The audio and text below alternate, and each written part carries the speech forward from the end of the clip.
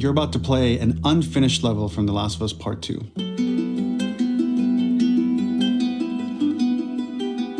The reason we added this section is there are a few sequences, and we picked the 3 of the best ones, that we cut from the game. Often we build a game that's much bigger than what ends up being the final product. They were months away from being finished, but we wanted to give you an insight of what it's like when we built a game, because often we have this whole thing constructed and it doesn't have final art or audio or dialogue. And here you get to see the building blocks of what it's like when we first string a bunch of these levels together. This is the intro to the first deleted level, and this one is the roughest of the 3. We wanted to show more of how Jackson operates. So this is the festival where Ellie ultimately kisses Dina. This sequence would have come very late in the game as a flashback sequence while you're in the farm with Dina. And we wanted to show what is the rest of Jackson doing, and wanted to put on the stick, make it interactive. So you could see when you're outside, there are all these almost like carnival games that you can play. You could mix drinks, you could play with these kids that are playing a sort of clicker Marco Polo, sit down and listen to conversations. And all the different interactions were first or second pass, very, very early passes.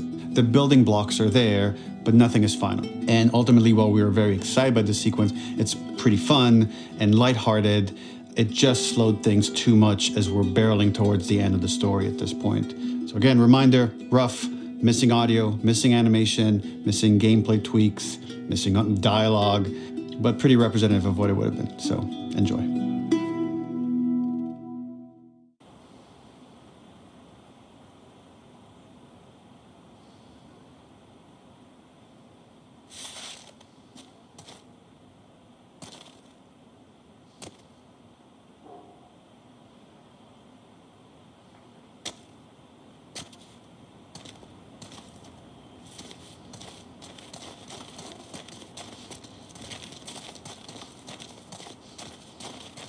Originally, this level was going to transition us to farm. We would go all the way through to the dance, where Ellie and Dina share their first kiss.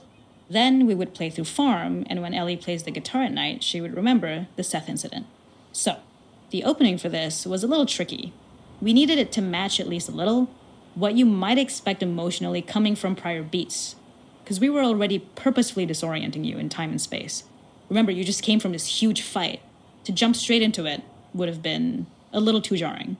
After some back and forth, we rooted it in Ellie's nerves, calling back to her hands shaking in the theater. But this time, for a much more innocuous reason we'll find out later.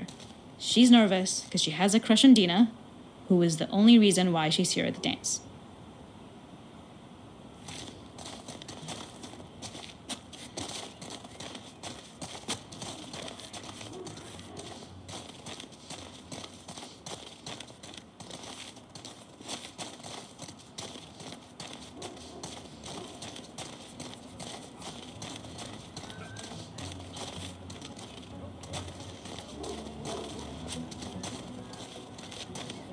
Something we really wanted to do was highlight the way their lives had turned upside down since she went down this path.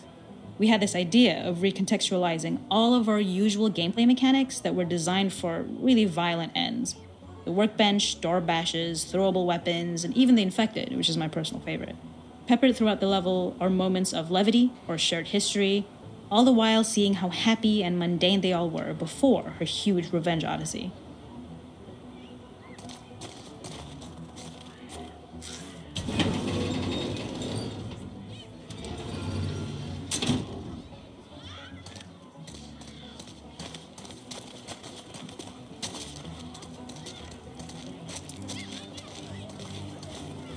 It is not a festival without one of these throwing games.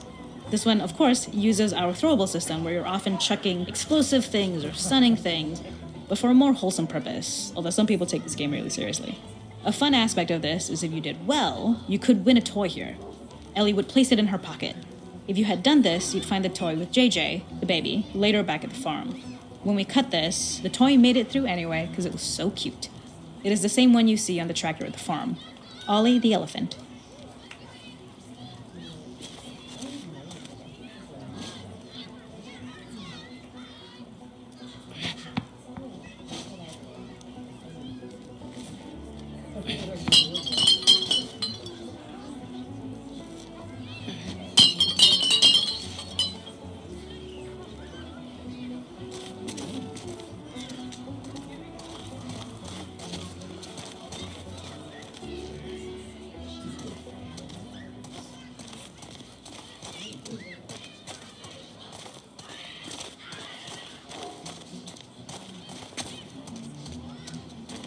This is one of my favorite sections because I think that it achieves both the slice of life aspect of Jackson while also being a stark reminder of how dark the world that they live in really is.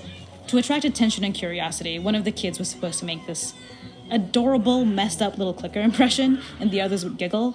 We tried a version where if you got close enough, the kid might try and follow you a little before turning back. Since clickers are blind and move by echolocation, for this game of messed up tag, Ellie must close her eyes and listen for when the children give themselves away. The thought was that these kids are in relative safety. They still grow up with the dangers of clickers and runners, and all those lessons would embed themselves in the games that they play. When the festival got cut, they tried to preserve this moment and move it to the front of the game where the snowball fight is, as a tutorial. However, being in the headspace of a clicker doesn't really teach you how to deal with them. Eventually, it evolved, and they instead made the snowball fight, which was, I think, way more effective. For me, it's character illuminating that not only does Ellie know this game, she plays along. There's a familiarity with the kids that's really nice to see, especially because it's such a difference from the Ellie we see later, who has a sort of hollow normalcy that she's trying to get with JJ, but kind of fails.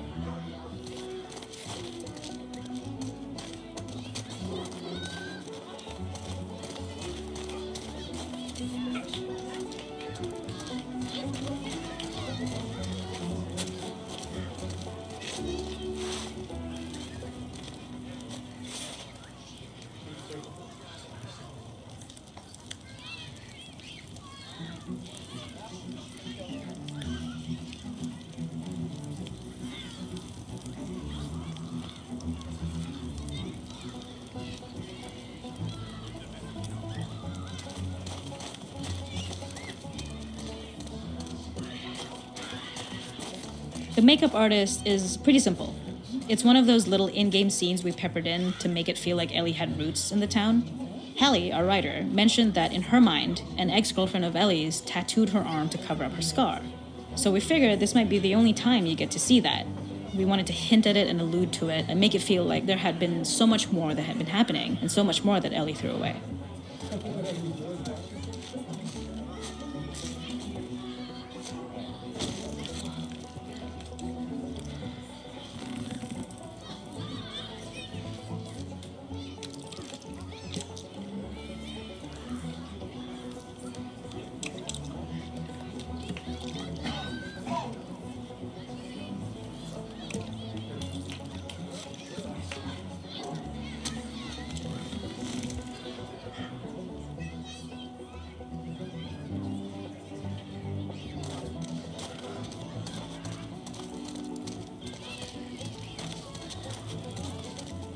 We use our workbench a lot to make a lot of things that kill and maim and hurt people. Here, we had the silly idea of using the same feel, harkening back to the same animations, using the exact same UI to instead fix a drink. Like the workbench, you could pick your base, and then you could add something to it. And at the time, we had some different reactions from Ellie based on how strong you chose to make the drink. Something we wanted to prototype, though, before it got cut, was picking up some ingredients around to add, like a lime or maybe a bottle of someone's favorite whiskey or salt, like you were earning upgrades. We also toyed with having Ellie carry around the drink you made and occasionally sip it, psyching herself up to go talk to Dina inside because she's nervous. It got too noodly though, because she would need to keep placing it somewhere before she did anything, so it would have ended up more trouble than it was worth.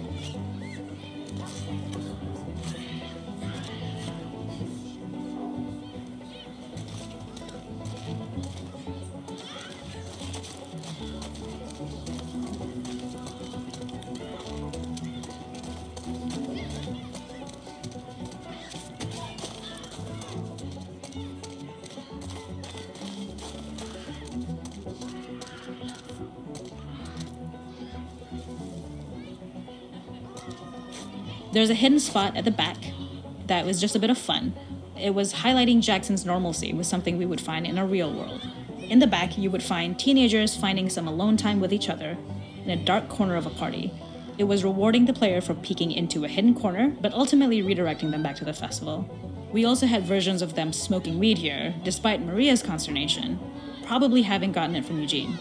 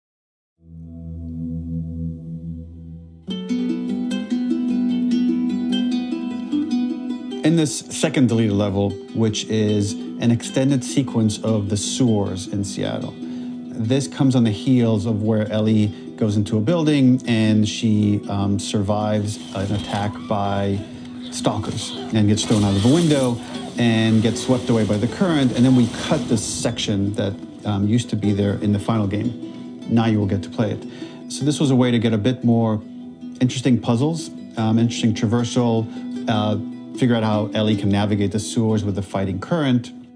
Ultimately, with a lot of these levels and these sequences, the reason why we cut them were for pacing purposes. But here it is for you in this very kind of raw form that part of it will feel finished, parts of it will feel like assets are missing as far as audio, animation won't be final. But it's a glimpse into what a game looks like when it's months away from finishing. Enjoy.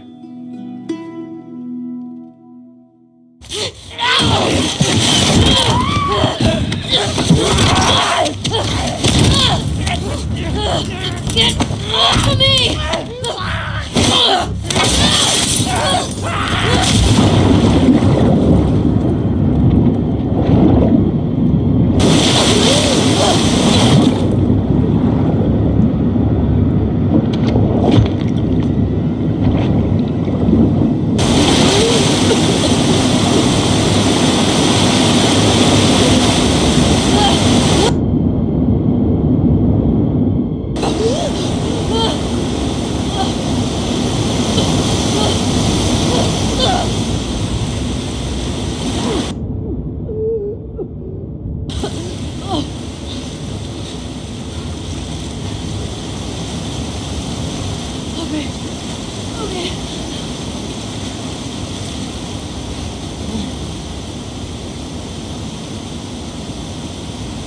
Fuck Seattle.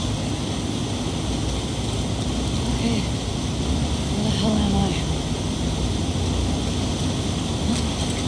The ladder acts as an immediate goal for the player, but being able to climb out is not going to be so easy.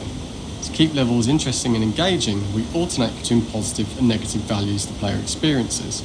Here, it's a positive to have found a ladder, but then a negative to discover it's not the solution.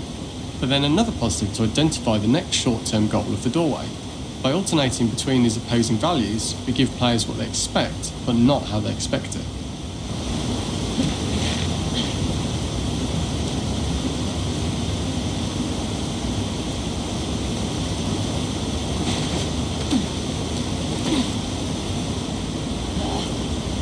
Fucking kidding me.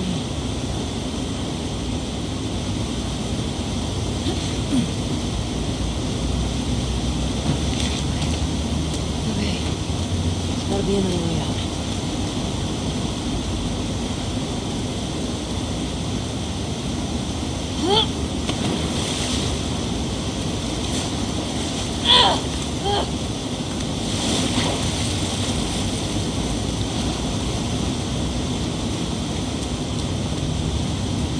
This level, internally known as Find Nora, was was quite long in duration as we had to make Ellie traverse a far distance to the opposite side of downtown Seattle. The sewer section was originally longer than what we released the game with, approximately 10 minutes more. This was one of the few areas of the game that used water flow as part of a traversal puzzle. The player has to go upstream to use the current to get to the platform to reach the other side.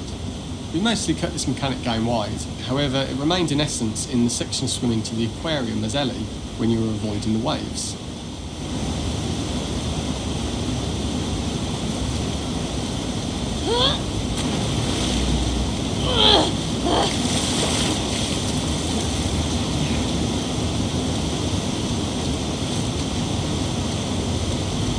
When players reach the doorway and enter into the room, they are faced with a dead end. The real reason for this dead-end room is that on the reversal when exiting back out of the doorway, players are faced with the route onwards, a pipe that they'd not been able to see when they were swept past it on the way in, and something that was hidden from view when on the side platforms.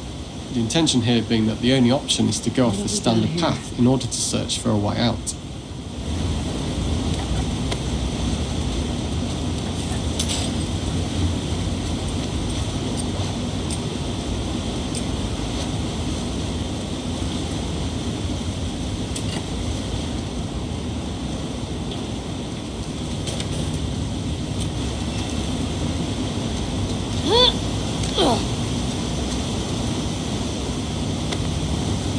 Get me the hell out of here.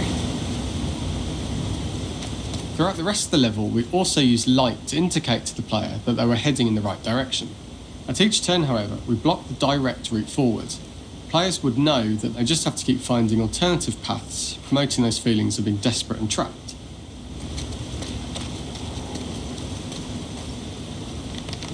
We slowly introduced the player to consider climbing into smaller pipes and crouching in these tight spaces. This is to slowly build up to, and encourage, the player to climb into such small pipes that they'd have to be crawling on their stomach, which is something that the player previously may not have recognised as a playable space, let alone the desired route they need to take. Up and out. Just keep going up and out. We added a tiny space just to reward the player's exploration with a pickup item, and we made sure it was something that made sense that you'd find in this area. A canister and all the garbage that had been washed into the sewers from the surface.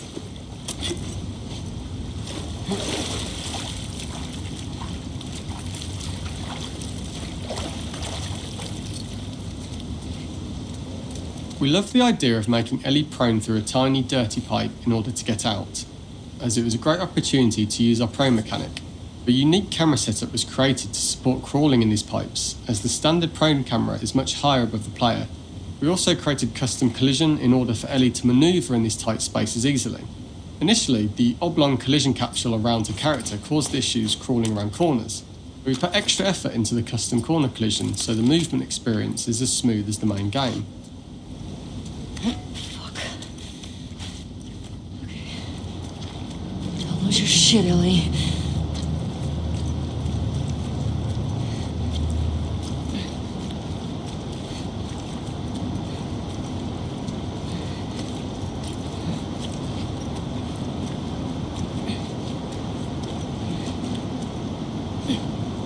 In order for the player to feel cramped, claustrophobic and desperate, we'd been enforcing the traversal mechanics that allow for a tight environment which promote these feelings.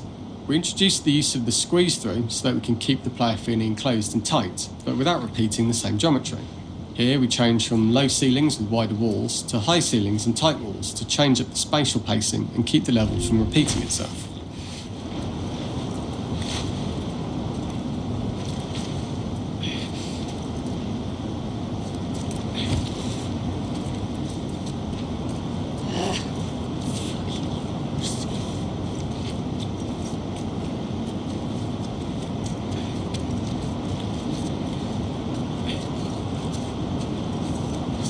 Shitty place to die.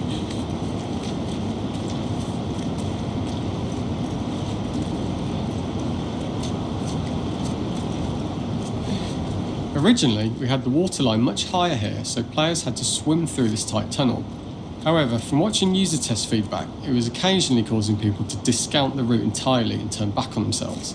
So to avoid any risk of this happening in the final game, we present a lower water level so the tunnel is easy to see and commit to using. Although this isn't as impactful without the prone swim, it's the better decision as it means a smoother experience for the player with no backtracking frustration. As we surface from the water and over the crest of the slope, we reveal what is further in this tunnel, a clicker that has sprouted and fungus has grown on the sides of the pipe. It was great to see people who user-tested this area becoming increasingly worried as we forced the player to squeeze past the fungus and inches away from the clicker's face, all the time not being sure whether the clicker might be alive or attack them. Although we aren't as cruel as to force a clicker attack in such close proximity, we do have a payoff for this moment. This clicker momentarily turned into Joel to show Ellie's PTSD from what happened to Joel at the start of the game. Ultimately, we decided to save this moment for the farm level, as it was more impactful there because it could become the centrepiece of that experience. Whereas in the sewers, we weren't able to make it as much of a narrative point and give it the breathing room and reaction time that it deserves, given the tight space.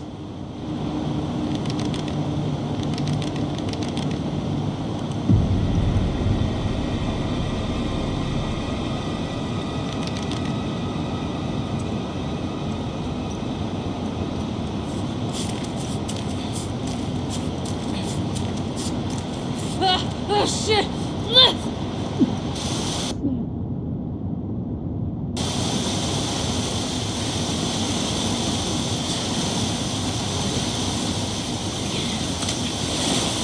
For the final section, we eventually opened you out into a wider area as you traverse through such tight spaces leading up to this, so changing the environmental pacing makes it begin to feel like we're coming to the end of Ellie's ordeal. An earlier iteration used the current that we'd shown at the start for a slightly tougher traversal puzzle to conclude the sewers. The ladder was clearly visible from most of the area, and the player was faced with a fast-flowing torrent of water they couldn't cross. If the player attempted to jump into the water, they were not able to swim across the ladder due to the water's speed, but instead they had to traverse the pipe running along the top of the space in order to get across the water.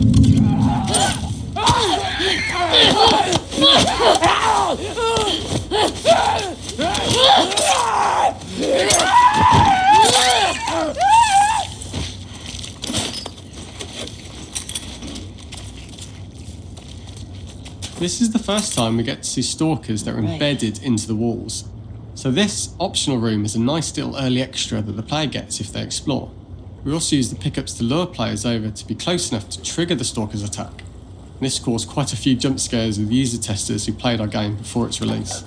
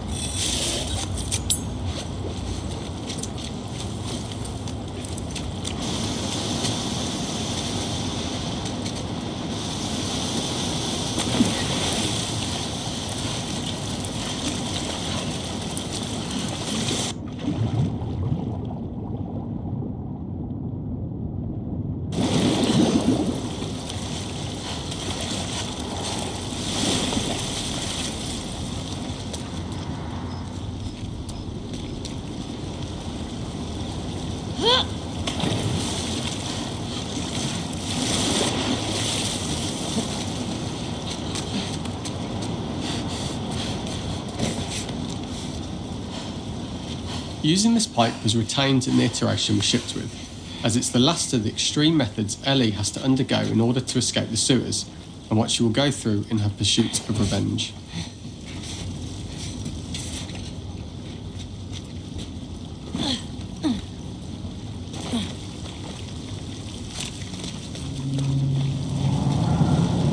The last ladder climb is quite lengthy, and although we could have trimmed it down to a shorter climb, we liked how this last segment of the journey built anticipation for whether there was success at the top or not after all you've been through. Ultimately, the ladder exits out into the subway station, which is how it connects in the final game. Ellie then has to find her way to the hospital from here, crossing paths with the scars for the first time.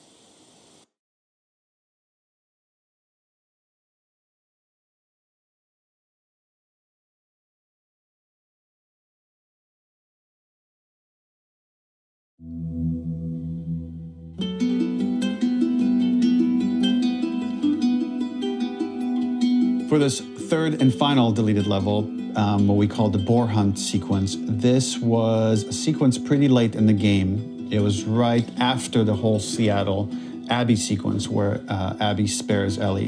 And then we wanted to come back into Ellie's story, but keep it a bit mysterious of how much time has passed, where is Ellie now? So we're coming in on Ellie and she's following a trail of blood. And we wanted to mirror in a way the deer hunt sequence from the first game, but this time do it with a boar. And there's something with Ellie that now she can't let go of this violence. She's pursuing it, even against this innocent animal.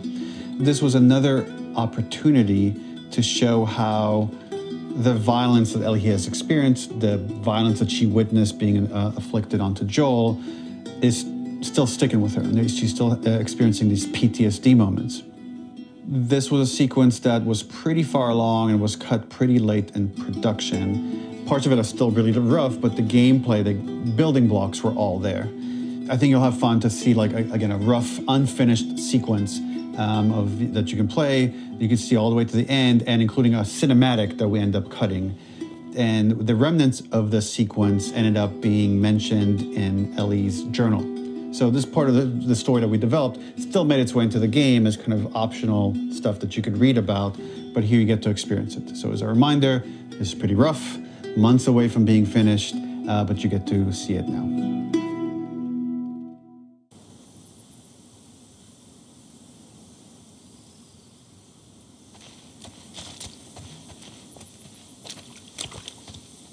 Where are you? So the boar hunt was one of the hardest levels for me to work on. It was a huge challenge with the systems that we had, and we kept trying, but it never felt quite right. Originally, the level happened after the Jackson Festival, which also got cut, but before Farm. Where's the blood? Once the festival got cut, it became the prologue to Farm. The intended experience is that we jump forward in time after the fight with Abby in the theater. We don't know where Dina is. We likely assume she's dead because she was just bleeding out. Ellie is alone. Her hair is short. So maybe this is the future or the present. And she's hunting. Hunting who? Abby still?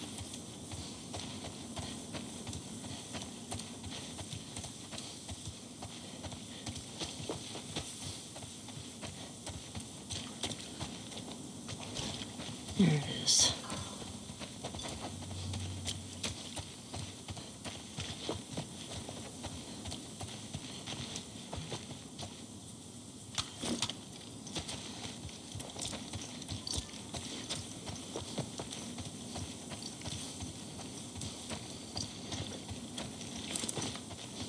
In early iterations of the fight, it was more arena-like.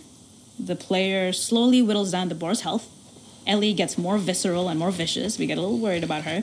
As the boar gets weaker, more panicked, more feral, and we start feeling sympathetic to the boar was the hope.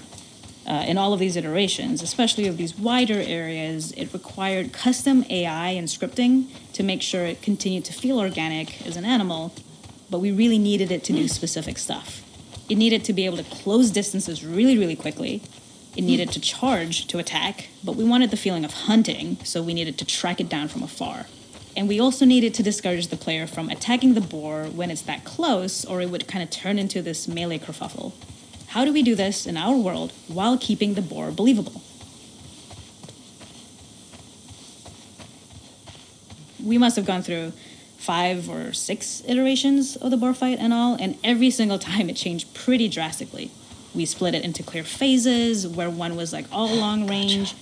We tried another where you're getting close and you get to jump on it quite literally. You're jumping off of a rock to attack it. And then finally, we tried a bunch where you almost sort of go around a bunch of trailers and try and wrestle it. We uncovered after some time that taking down a boar over several phases felt very laborious and a little dramatic. It was comically long. It felt too boss-like, a little too gamey. We decided to cut the first few phases, and we opted for a cold open after the boar had already been hurt off screen. So that allowed us to focus on feeling like we're closing in on prey and to introduce the boar when it was at its most dangerous. Already hurt, already feral, much too close for comfort. And so the thinking was it would bring us more into Ellie's mindset. is this really hunting for food, or is she hunting for some other reason? The gas station was built to highlight the boar's destructiveness. Since it's cramped, the boar feels larger. We also feel trapped with it, though perhaps it's trapped with us. When it charges, it gets to us quickly, so we must be on our toes. This made it more aligned with Ellie's sort of hunting for trouble mindset. Listening became more important, as well as moving around slowly so it didn't hear you. Could you spot it before it saw or heard you? And could you get a shot off quickly enough so you could dodge out of the way? Or is the shot worth the cost after? It feels like a gamble. By the end of the fight, everything would likely be in shambles, the boar would burst through the back, and Ellie would follow it and finally enact revenge. Okay. I can't see shit.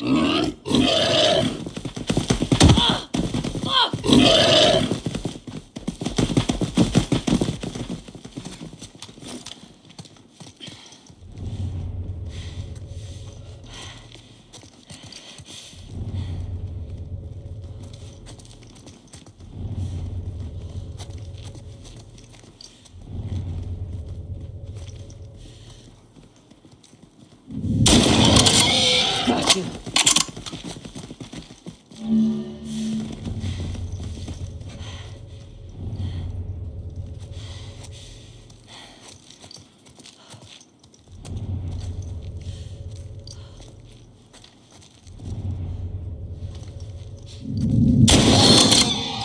It's over. Nowhere to run.